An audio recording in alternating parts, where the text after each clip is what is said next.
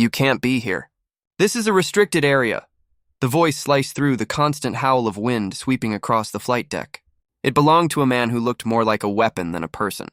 Armored head to toe, visor gleaming, rifle strapped tight to his chest. Stanley Barton, 84 years old and wrapped in a thin windbreaker, didn't even flinch.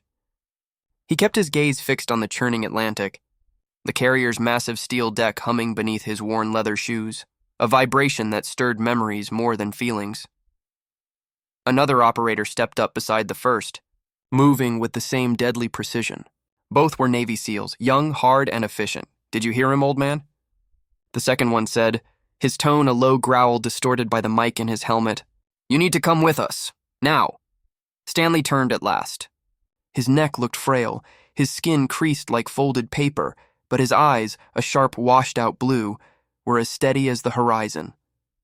He looked from one man to the other, studying not their weapons but their faces beneath the gear. I'm waiting for the Admiral, he said quietly. The lead SEAL, Lieutenant Mason, gave a short, disbelieving laugh. The Admiral? Yeah, sure. I'm sure he's just dying to chat with you. Let's go. Hands behind your back! Wind tore across the flight deck, bringing with it the smell of salt and jet fuel. From the island superstructure, the carrier loomed like a floating fortress, its radar dishes spinning in endless rhythm. A few deckhands nearby began to notice the commotion, two elite operators confronting a man who looked like someone's grandfather. Stanley didn't move. He stood small against the vast steel expanse, yet there was something immovable about him. I'm not going anywhere, he said. His tone wasn't rebellious, just final. Mason's patience cracked. It had been a long week, and this, an old civilian on an active deck, was the kind of breach that sent alarms ringing in every protocol he knew. That's not a request, Mason said, stepping close enough to smell the salt on the man's coat. I don't know who you are or how you got up here, but you're interfering with military operations. You will comply.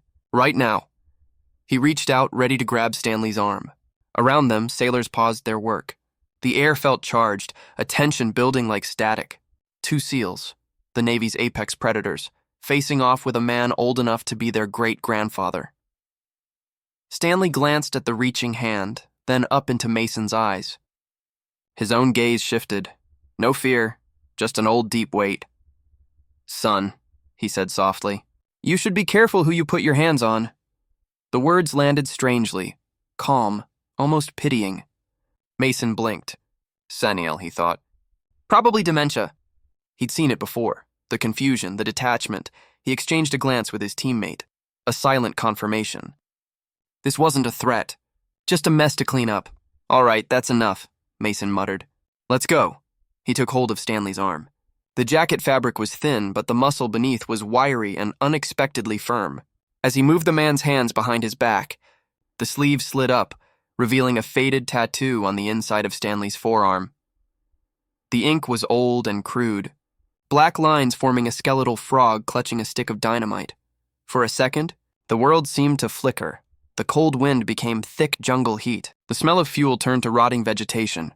Gunfire, shouts, the hiss of water. Then an explosion, and just as quickly it was gone. Stanley stood once more on the steel deck, wrists bound with plastic cuffs, the young SEAL tightening them without even noticing the mark, but someone else did. Chief Petty Officer Miller, grizzled, sunburned, with 25 years of salt water in his veins, froze where he stood 50 feet away, a wrench still in his hand. He'd seen the whole thing unfold. Something about it felt wrong. Not just the disrespect, something deeper. The old man wasn't scared, wasn't defiant. He was still. Too still. Miller wasn't in a position to challenge a SEAL lieutenant. That kind of move could end a career. But doing nothing felt worse. He turned his back to the scene, pulled out his phone, a violation on deck, and scrolled through to a number he almost never used, the Admiral's aide. Lieutenant, this is Chief Miller on deck, he shouted over the wind. Sorry to bother you, sir, but we've got a situation. Two SEALs just detained a civilian. Says his name's Stanley Barton. There was a pause on the other end. The aide's voice came back, clipped and impatient. Then the SEALs are doing their job, Chief. With respect, sir, Miller said, his knuckles whitening on the phone. Something's off. He's not resisting. He said he's here to see the Admiral.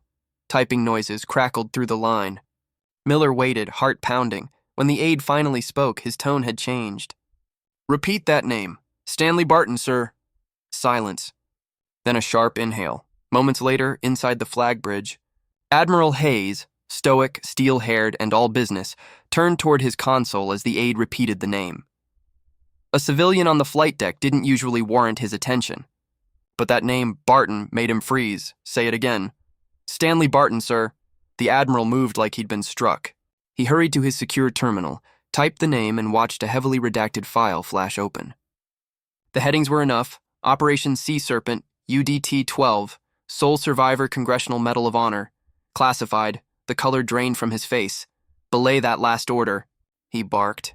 "Get my cover and have my vehicle brought to the flight deck. Scramble the Marine Honor Guard now." Back on deck, Mason still hadn't received the call. He leaned close to Stanley, smug and dismissive. "All right, Grandpa. Playtime's over. We're taking you to the brig." He placed a hand on Stanley's shoulder. Around them, the sailors stood silent. Then, a deep, echoing horn blast shook the air. Every head turned as two black command vehicles roared across the deck, a two-star flag fluttering from the lead car. The doors opened. 8 Marines in full dress blues stepped out, forming a perfect honor line. Then Admiral Hayes emerged, every inch of him radiating command. He strode straight past Mason without a glance, stopping in front of the old man. Without a word, he pulled a knife from his pocket, sliced through the plastic cuffs, and freed Stanley's wrists. Then he straightened and saluted. It wasn't casual. It was absolute. A salute that shook every witness to silence. "Mr. Barton," the Admiral said, his voice booming over the wind, "it is an honor to have you aboard the Independence. I apologize for the treatment you've received. There is no excuse." He turned toward the stunned crowd. "For those who don't know, this man is Stanley Barton. To most, he's a retired machinist from Ohio.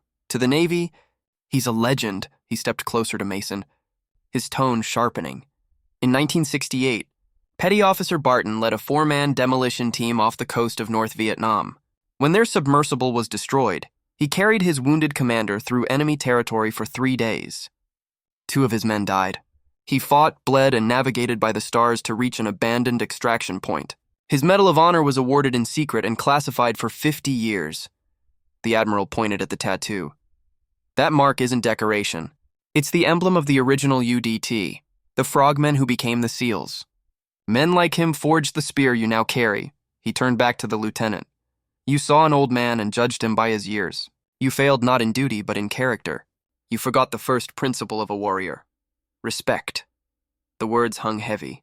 Cutting through the wind, Mason stood frozen, pale and hollow.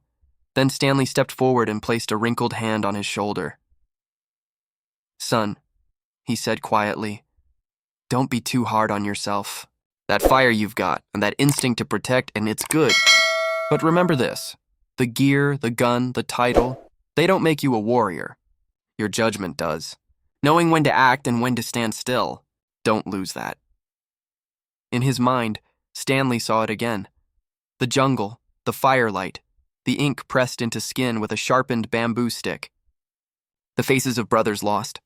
The tattoo that meant survival, not pride. Weeks later, a new policy spread through the fleet, the Barton Protocol, mandatory for all special warfare units. A course on humility, history, and honor. Lieutenant Mason and his team weren't discharged. They were reassigned. 6 months of training alongside veterans, listening, learning. Months after that, Mason, now in civilian clothes, walked into a VFW hall in Norfolk. He spent the afternoon cleaning tables and listening to old men tell stories. In the corner, Stanley Barton sat laughing with 3 friends about who'd been the worst cook on their first deployment.